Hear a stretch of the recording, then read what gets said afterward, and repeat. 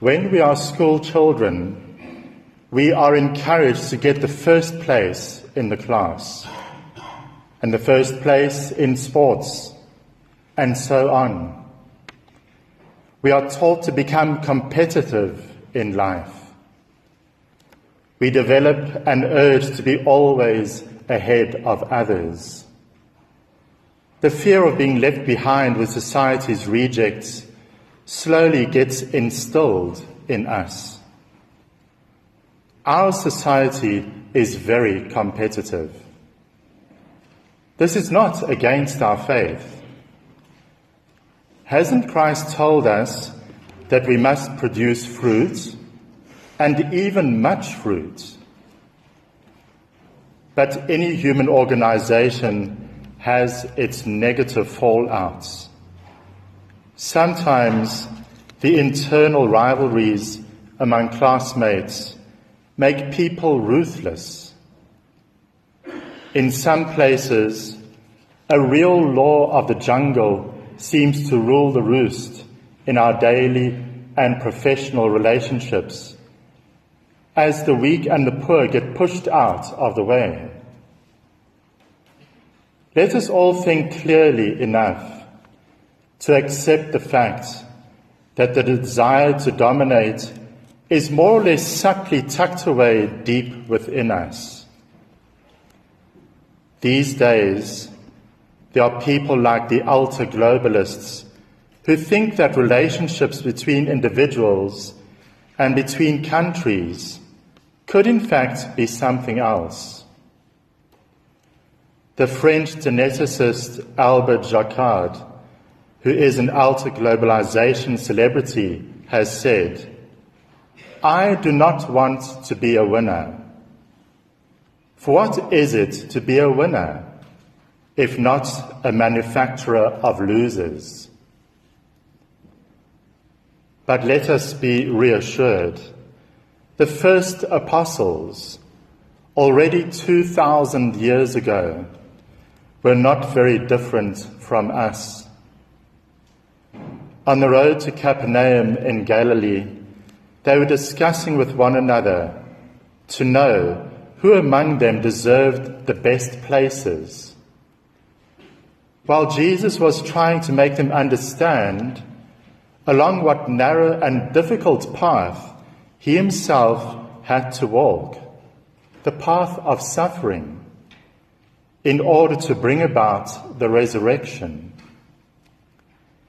His disciples were discussing to find out who among them was the greatest.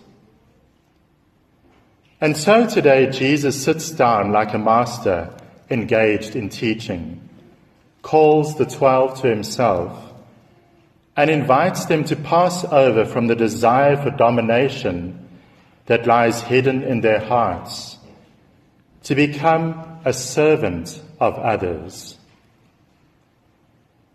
Against their harmful vanity, he proposes a path which will be a source of healing.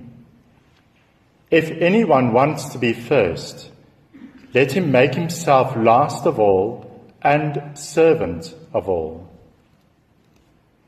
A little later, he will tell them that he himself has not come to be served, but to serve, and to give his life as a ransom for many. Jesus' concern at the incomprehension of the ways of God by his friends will even push him at the Last Supper to stoop down and to wash their feet.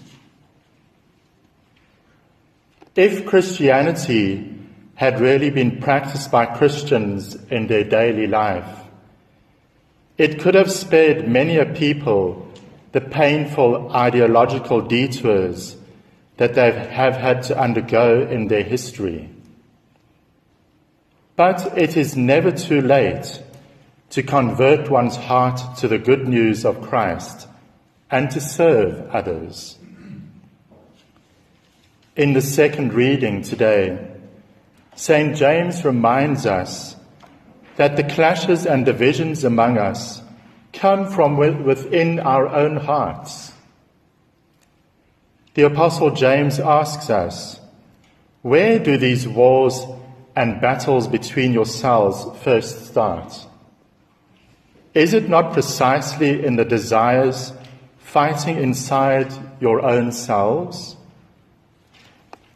And he tells us that we must choose between two logics, that of jealousy and rivalries that lead to disorder and wickedness on the one hand, and that of heavenly wisdom that leads to tolerance, mutual understanding, and peace on the other hand. Today, Jesus illustrates his teaching by a prophetical gesture. He calls a small child to himself, hugs it, and places it in the midst of the apostles. Later he will identify himself with all those whom the child represents. Whoever receives one such child in my name receives me, and whoever receives me receives not me, but him who sent me. Why are we to be so receptive? When the world is oriented towards money, profit, comfort, and consumption, why receive a child who is surely not a source of income and who is perhaps going to be a financial burden with uncertain results?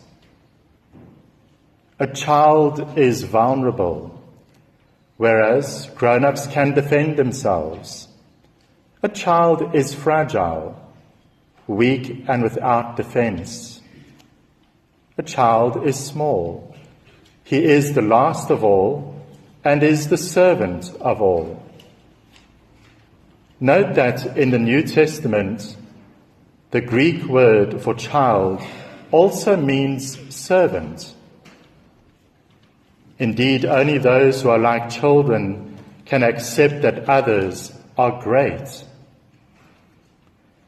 A child is also someone who receives life as it comes. He is a being of unbounded desires, of fabulous dreams, and of endless beginnings. He is ever growing, ever changing, and always ready to put himself into question. And so, while summoning his disciples to welcome the kingdom like a child, Jesus invites them to become like little children. You must be born anew, he told Nicodemus on the night of his secret visit. Soon Jesus will call his disciples, my children, my little ones, because they are those who will listen, who will be open to change. They will not be orphans anymore. They will be his own. So to serve others is not slavery, but fullness of grace, because the apostles, in serving others, serve Christ as Christ served, and they serve Christ in others. Rabindranath Tagore describes an experience he had. I slept and I dreamt that life was nothing but joy. I woke up and I realized that life was only service. I served and I understood that service was joy.